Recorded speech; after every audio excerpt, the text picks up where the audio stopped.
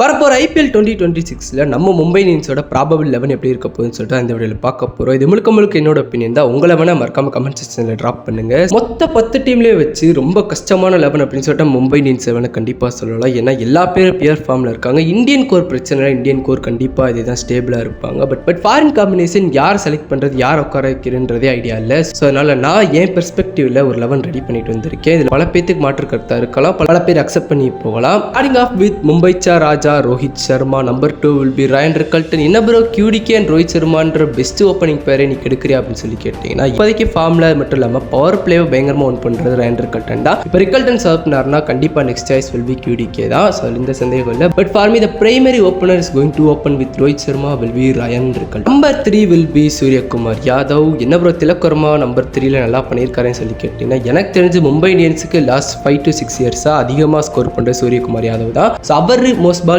எடுத்தால் தான் எனக்கு பொறுத்த வரைக்கும் மும்பை இந்தியன்ஸோட பேட்டிங் ஸ்கோரும் பெஸ்ட் ஆகுன்றது என்னோட கருத்து. Number 4 will be Tilak Varma. Number 5 will be Hardik Pandya the captain. Number 6 தான் எனக்கு குழப்பம் இருக்கு. வில்ஜாக்ஸ் இருக்கிறதா, செர்ஃபானி ருத்தர்ஃபோர்ட் இருக்கிறதான்னு சொல்லிட்டு. But primary choice will be Will Jacks and Sherfane Rutherford will be the backup of Will Jacks தான் நான் சொல்லுவேன். ஏன்னா ரெண்டு பேருமே வாக்கடையில் சூப்பராக பண்ணாங்க. இந்த T20 வேர்ல்டு கப்பில் ரெண்டு பேரோட ஃபார்ம் சூப்பராக இருந்துச்சு. பட் வில்ஜாக்ஸ் கொஞ்சம் ஹையா இன்னும் கொஞ்சம் போய் சூப்பராக விளையாண்டாரு. லாஸ்ட் இயர் கூட மும்பையில் அந்த டாப்பரில் இருக்கிறதா இல்லை கீழே இருக்கிறதான்ற ஒரு குழப்பம் இருந்துச்சு. பட் ஆனால் இப்போ நம்பர் 6லேயே செம்மையாக ப்ரூவ் பண்ணியிருக்காரு. ஒரு டெத் ஓவர் பேட்டிங்கும் சூப்பராக பண்ணிட்டு வந்துட்டு இருக்காரு.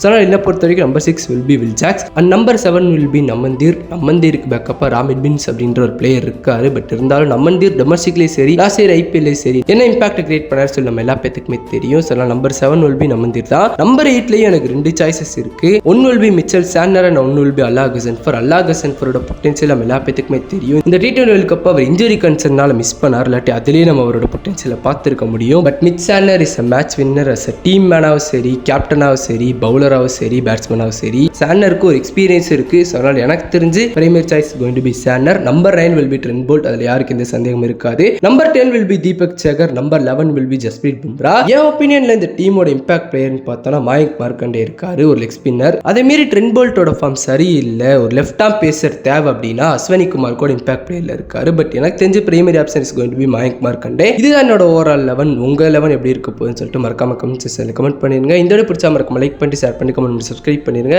Thank you guys.